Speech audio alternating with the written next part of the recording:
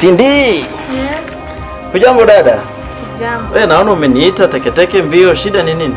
Nilikuwa nimepewa pesa na mama kuletea juu kuna material walikuwa wanataka kushonesha nguo. Oh, material ya sherehe? Lakini wako salama lakini? Wako salama wote. Hakuna shida yoyote?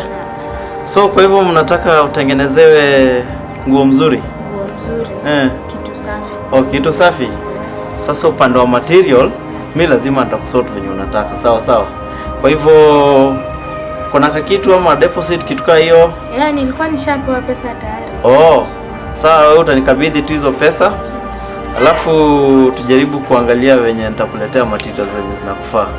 Si mko watu wangapi? Watu ni wengi. Ni wengi? Kijiji mzima? Familia. Familia tu. Hiyo sasa kama ni familia, unajua familia pia lazima mkae ni kama mmependeza. Hata mkienda kwa mashindano mbalimbali ama masherehe mbalimbali, mkuwe kama angalau mnavutia kama jamii. Sawa. Hizo pesa wewe nitumie kwa simu. Alafu kisha nitumia mimi, wacha nikushughulikia mambo yako kwa njia iliyo safi kabisa. Nitumie namba yangu uko nayo? Ni ile. Okay, sawa. Nishazipokea huku.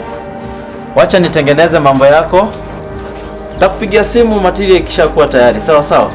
Haya. Sawa, wewe shinda poa. Hello, mom.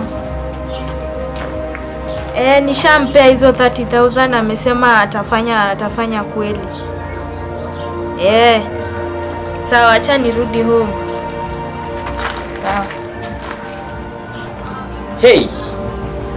Nakwambia hii Christmas ya round hii sherehe lazima itabamba.